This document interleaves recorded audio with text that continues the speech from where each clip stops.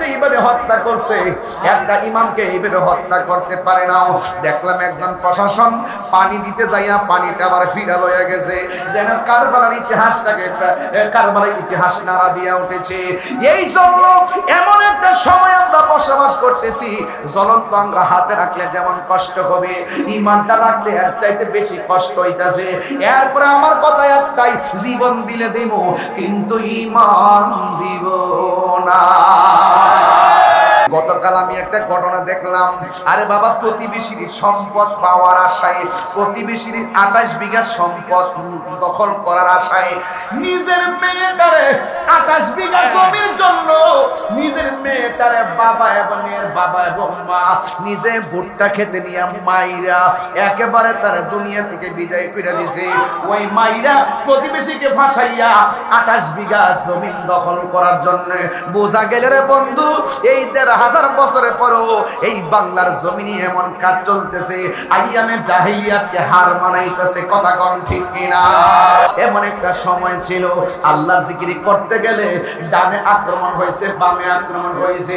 এমন একটা সময় ছিল কন্যা সন্তানকে অপমান মনে করে জিন্দা কবর দিয়েছে। এমন একটা সময় ছিল সন্তান মায়ের সঙ্গে জিনা করেছে। এমন একটা সময় ছিল আল্লাহর জিকির করার মতন কেউ ছিল না রে। চিৎকার মেরে কন্যা আল্লাহু আকবার। আজকে যে আমরা আল্লাহর জিকির করি, কেউ আমরা বাধা দিছি? ও বন্ধু, ওই আমলটা ছিল সাহাবায়ে কেরামের আমল। যখন আমার নবী এসেছে, ও বন্ধু, ওই নবীর সাহাবী আল্লাহর নাম নিতে পারে না, আল্লাহর জিকির করতে পারে না। যখন সে একটু বড় কইরা জিকির করে, ঠিক ওই মুহূর্তে মানুষ তারে আঘাত করে। এরপরে ডাক দিয়া খবরদার, জবানে আল্লাহর নাম নিতে পারবা না। ওই লোকটা ডাক দিয়া কয়, তোমরা আমার যতই কিছুই বলো না কেন, আমার যিনি বানাইছে, আমার যিনি সৃষ্টি করছে, সেই আল্লাহর নাম আমি ছাড়তে পারবো না। চিৎকার মেরে কি আল্লাহু আকবার বলা যাবে না? এমন প্রেম আমাদেরও দরকার আছে না নাই? আরো জোরে করো, আছে না নাই? ও বন্ধুরে, বন্ধুরি, বন্ধু, এবার যখন জিকির করে, এবার হাতের মধ্যে রশি লাগাইছে, রশি লাগাইয়া গরম বালুর মধ্যে শরীরের কাপড়টা খুললা ফালাইছে, ফালাইয়া এমন ভাবে গরম বালুর মধ্যে টান দিতেছে গো, পেটের মধ্যে যেই চামড়া গুলা ছিল এই চামড়া গুলো একদম উঠটা গেছে। এরপর ডাক দিয়ে একটা খবরদার, আল্লাহর নাম নিতে পারবা না, ওই আমার চামড়া সিলাইতে পারবো, আমার যতই আঘাত করো না কেন, আমি আল্লাহর জিকির আমি ছাড়তে পারবো না। এরপরে তারা কি করছে জানেননি? এরপরে তারা কি করলো, যে জবান দিয়া আল্লাহর নাম জপে, ওই জবানের জিহ্বার মধ্যে তারা লোহা গরম কইরা লাগাইয়া দিছে, জিহ্বা দিয়া যেন আল্লাহর নাম নিতে না পারে। জবানটা খুললে কোন প্রেমের বিশ্বে ধরছে যারে, তার বিষ কি উজা নামাইতে পারে? বনের আগুন দেখা যায়, মনের আগুন দেখা যায় না। বনের আগুন পানি দিলে নিবে, কিন্তু মনের আগুন পানি দিলে নিবে না। কথা কোন ঠিক কিনা? এবার ওই পাগলারে জিহ্বার মধ্যে এমন লোহা গরম কইরা লাগাইছে গো, লাগায়া দেওয়ার পরে এই জিহ্বাটা পুড়ে গেছে। জিহ্বা যখন পুড়ে গেছে, ঠিক ওই মুহূর্তে এবার তার ডাক দিয়ে কয়, হে আল্লাহর বান্দা, তোমার শরীর পুরাইলাম, তোমার চামড়া উঠাইলাম, হাতের মধ্যে বাঁধ দিলাম, এখন জিহ্বাটা পুরাইয়ে দিলাম, এরপরও তুমি কি ব্যথা পাও না? ওই পাগলা ডাক দিয়া কয়, ও পৃথিবীর মানুষ, তোমরা আমার যতই আগুন দিয়া পুরাও না কেন, তোমাদের আগুনের পোড়ার চাইতে আমার আল্লাহর জিকিরটা বড় মধুর লাগে। আর জোরে কোন আল্লাহু আকবার। এই আমার দয়াল নামে কইতাম কি বাজার, আপনারা তো এলেমেলে করতেছেন বাজার, বাড়ির থেকে মনে অনেক কি না খেয়ে যাইছে আমার মতো।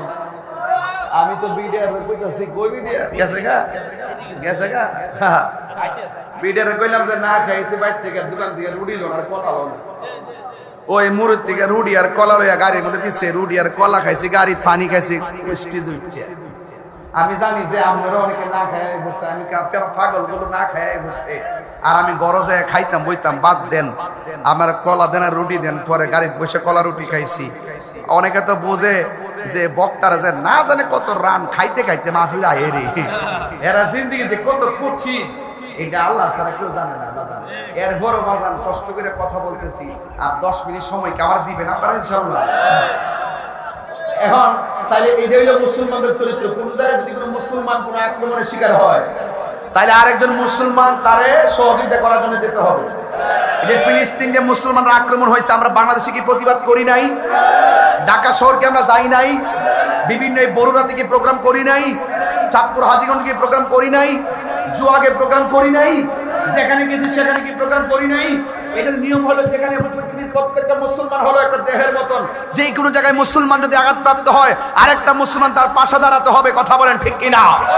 ঠিক এইভাবে যখন নবীর সাহাবী তার পিঠের মধ্যে আঘাত করলো, জিহ্বার মধ্যে আঘাত করলো এবং জিহ্বার মধ্যে পুরাইয়া দিল, তখন নবীর একজন সাহাবী খবরটা পাইয়া দৌড়াইয়া চলে গেছে ওই সাহাবীর কাছে, যাইয়া বলতেছে, হে পাগলা সাহাবী, তুমি কাকে ভালোবাসো? কয় আমি আল্লাহকে ভালোবাসি। কয় আল্লাহকে যে ভালোবাসো, আল্লাহ জানে কি জানে না?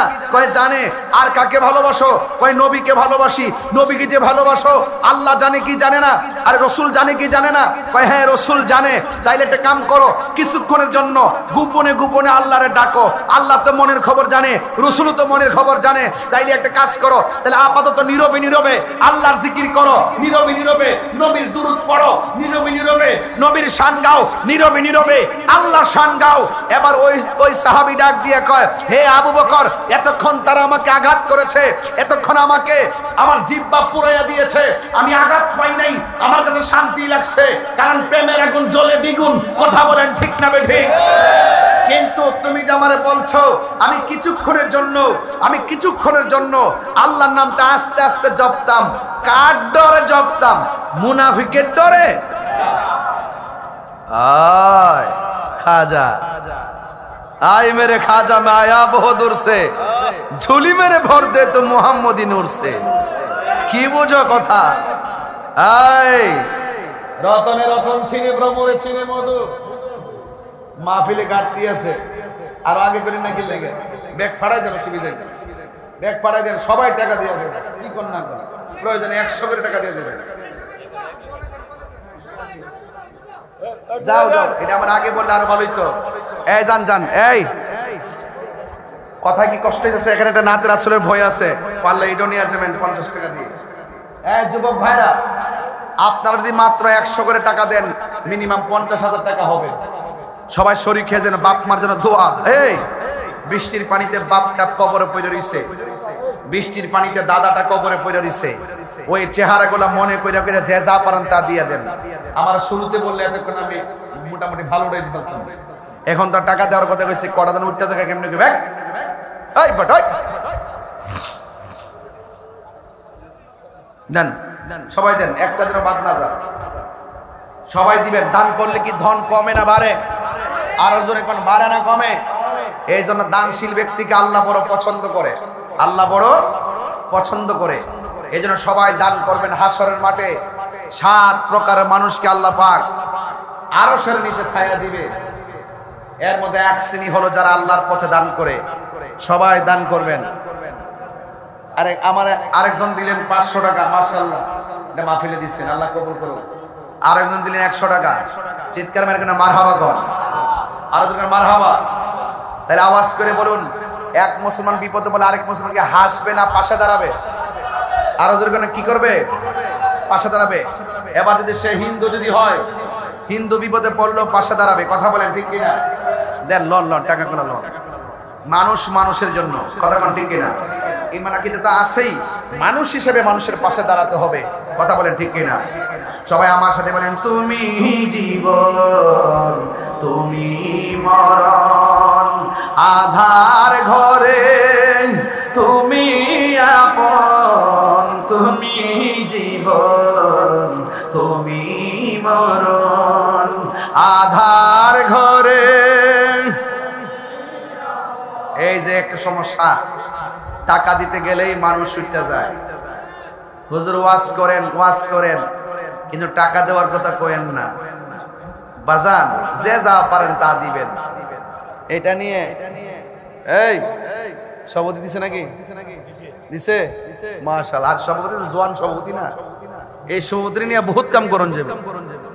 আরে শরম তো না, অনেক সুন্দর করছে না, মারহাবা গণ। হ্যাঁ হ্যাঁ এটা এটা এটা হ্যাঁ আল্লাহ আলহামদুলিল্লাহ গণ। হ্যাঁ সুন্দর করছে আলেন তো। এই আওয়াজ করে কোন বিপদে বললে পাশে দাঁড়ানোর দরকার আসেনি? আমার সাথে নবীর সামনে টানতেন না, তুমি মোদের আশার আলো, তাই তো তোমায় বাসি ভালো, তুমি